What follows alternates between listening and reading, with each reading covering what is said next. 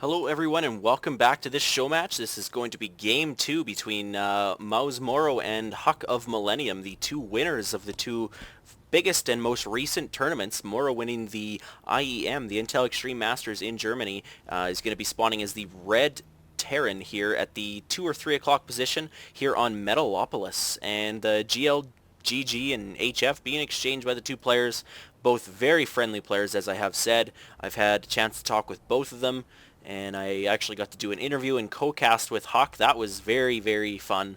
Fellow Canadians, shout out to HuK. I am rooting for you. Not to be biased, but HuK is going to be spawning as the blue Protoss in the 12 o'clock position on Metalopolis. And if you haven't seen Game 1, go back and watch it. It was on Lost Temple, and it was a very well-played game. I'm going to go ahead and spoil it now, so if you haven't seen it, you got 3 seconds to stop this and go look. But HuK did win it with some impressive Storm, Immortal, and Speed Lot, I guess, pushing. And then, of course, a lot of harassment with Void Rays. So very good job on his part. And because of that game, I was forced to go grab a ginormous glass of water, as I'm going to take a gulp of that now. Lots of action from that game. Very interesting play by HuK. A lot of players haven't been abusing Immortals the way that HuK did in that game. They are just very, very effective, and if you spread them out, even Ghosts can't stop them unless you have a large number of them, and even then, that's a very heavy gas sink. It's going to reduce your tank count. It's going to reduce your Marauder count. You're going to be forced to get more Marines, and even then, once you have more Marines, you're vulnerable to Storm. And if you bring in the High Templar later, they're not going to get hit by the EMP, and it's just very tough to do. To really utilize the ghosts in that matchup, you really need cloaking to get them ahead of the army. You kind of want to scan, make sure there's no observers, go in with cloak, and pick off anything you can. Snipe some of the High Templar even, and then maybe EMP the Immortals. Excuse me, and then go and push in. But it's just, it requires so much micromanagement, and it's really tough to deal with when you're multi-basing and playing like these players do with such high APM. A little bit of spamming going on, as you've seen last game. Their APM was sitting around 175 average, but warming up their fingers and just getting used to the game. HuK here trying to hide this pile or this probe. It's actually a very interesting place to hide a probe, and it works better on a couple of the lower positions, or on a couple of the other maps. Like right here, it works very well because you just can't see that probe, and he did get picked off, I believe, by this Marine. No, the probe gets out with 10 health. So awesome there, and it looks like HuK is going to be using somewhat of a forward pylon again. We've seen this on Lost Temple, and we see this a lot with Protoss players. It's a very smart thing to do, but positioning pylons towards the outside of the base gives you two benefits. You see drops coming quicker, and it allows yourself to have a broader range of where you can warp units in. So if you're pushing out and your army's all the way over here on already pushing out past your ramp, you normally would be forced to warp in your army here and have them trek all the way across. And it looks like this SCV is going to get taken out by this Stalker. So yeah, a little bit off topic. But anyways, with the pylon placement here, it does allow the army to be warped down in the low ground and reinforce the army a lot faster. And we are seeing a Stargate come up here. This is not something I see HuK do a lot of, and that's early Void Ray or Stargate aggression. Now, I'm not guaranteeing that he's going to be using Void Rays. He could be using Phoenix. Phoenix are a very good unit against Terran. Allows you to pick up the mules. If you can get 2 Phoenix and run around to the mineral line and just pick off mules, I believe, I don't know if you can for sure, but I think players can see the life of the mule. I know obviously MorroW can, but I don't know if HuK can. But either way, a mule is a mule. If you can pick it off, great. And that's just a lot of minerals you're taking away from the Terran player, and the more minerals you take away, the more macro you're obviously taking away, and just gives you that much more of an advantage. So MorroW opening with 1 racks into expansion, very, very popular. Well, maybe he opened 2 racks, but some players just go 1 racks expansion and they get the second racks out.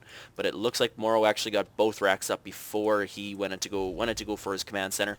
And a little bit bold putting it here. This is very vulnerable to some kind of harassment from the Protoss player. And wow, good game sense here with MorroW here actually bringing out all of his units, and this is about the time that HuK's Void Rays are going to be coming out, although he is going to wait for the second one. So he's going to miss that timing window. He's going to bring all of his army out at the moment. But he does have 4 Marines, and he's probably pumping out 2 more, yes. So with that early reactor, he's probably not going to be susceptible to this Void Ray aggression. But as I was saying, building your command center down here is a little bit more vulnerable than if, say, building it up here in your main base. Of course, if you can get a scout off in the main base, then I guess you could see it, but I guess you could also see it here. Anyways, I'm rambling. What I was trying to say is it's probably better off to build it here, morph it into an orbital, and then bring it over. And it looks like, wow, MorroW's just doing a lot of scouting, so he's really not sure what to expect right now. Maybe from the scouting info that he did get. Oh, and HuK did actually prematurely, well, not prematurely, but pre-charge up his Void Rays on his own Stargate. And then he tried to use his own Void Ray as to keep that charge, but it ended up taking almost half of his shields away, it looked like. So I'm not really sure how effective that was, but those Void Rays do go down, just too many Marines, and it's probably not a good idea for HuK to keep using that Stargate. Although I guess he could use a couple Phoenix, but Phoenix are very heavy on gas. 150, 100, that is very expensive on gas. And now it looks like HuK is going to push out, or maybe he's just going to go grab this Zelnaga Watchtower, as he is now expanding as well. He's going to take out that Marauder that was guarding the tower. Always a good idea to keep this, whether you're new player or a pro player. Did I say, I don't know, new player or a pro player, it's always good to keep that tower. It lets you keep the site. I mean, why not leave one probe there or one zealot? But it gives you so much sight, and there is an SCV here. Very nice timing from MorroW is going to allow him to see that HuK is getting an expansion. He's going to know that there isn't going to be a lot of aggression coming now. He's going to be safe to macro up and get a lot of SCVs. Right now he is slightly ahead on the worker count and very ahead on the mineral income, but he is behind on gas because he is still working off just one refinery. So, yeah, MorroW here already getting ground level 1 upgrades, so... And where does factory go? Does he not even got a factory yet? Wow. I didn't really notice that till now, but MorroW is just still working off 3 barracks. No factory, no armory, no starport. I probably would get a factory and a starport for some medevacs.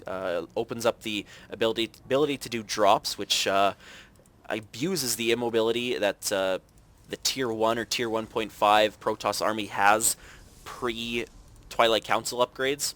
And of course, as we see, he doesn't have a Twilight Council, so he does not have Blink or Charge.